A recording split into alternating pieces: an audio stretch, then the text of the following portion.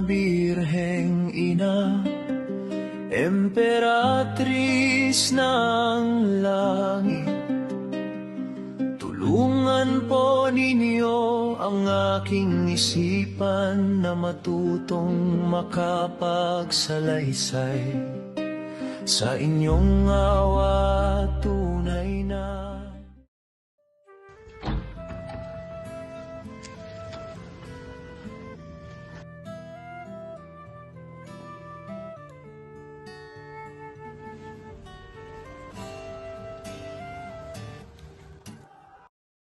Ako si Maria Clara de los Santos, simbolo raw ng dalagang Pilipina, mahinhin at masunurin.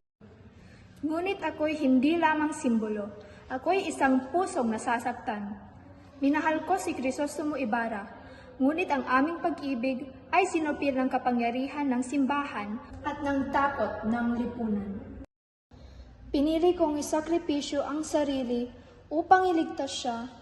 Pumasok ako sa kumbento, hindi dahil iyon ang pangarap ko, kundi dahil iyon ang inaasahan sa akin. Sinabi ko noon, patawarin mo ako kung ako'y naging mahina. Ngunit ngayon naisip ko, ang katahimikan ba ay kahinaan o bunga ng pang-aapi? Ang babae ba'y laging dapat magsakripisyo?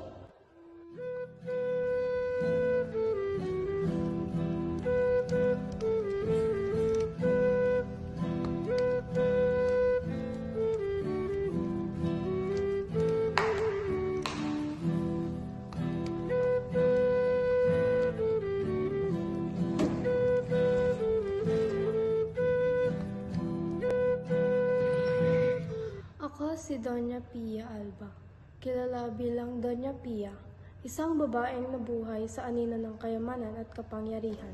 Pinakasalan ko si Kapitan Tiago upang magkaroon ng maayos na buhay. Ngunit sa likod ng marangyang tahanan, ako isang babaeng walang sariling pasya. Tinanggap ko ang payo ni Padre Damaso. Sumunod, nanahimik, nagtiis. Sa kagustuhan naming magkaanak, pinagkatiwala ko ang lahat sa paniniwala at utos ng iba. Hanggang sa ang aking katawan ay nanghina at ang aking buhay ay tuluyang nawala matapos kong isilang si Maria Clara. Ang sabi nila, ang babae ay dapat matiisin. Ngunit hanggang kailan? Sa aking katahimikan, ako'y naging bahagi ng sistemang pumipigil sa katotohanan. Ilan pa kayang babae ang kailangan magsakripisyo bago sila pakinggan?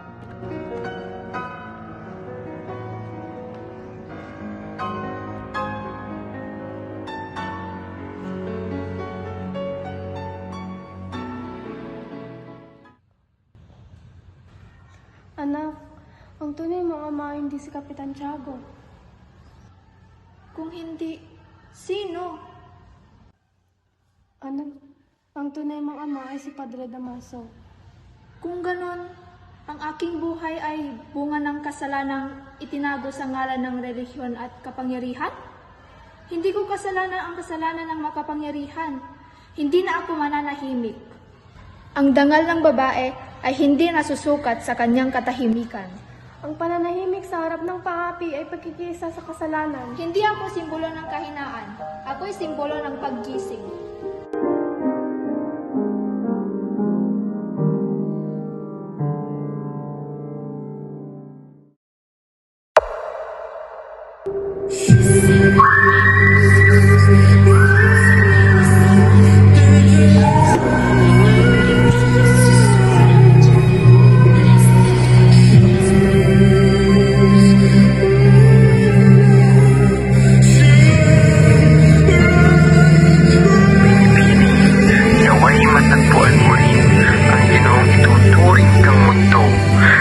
Napakaraming bituin. Kayo ang pumatay sa aking nobyo?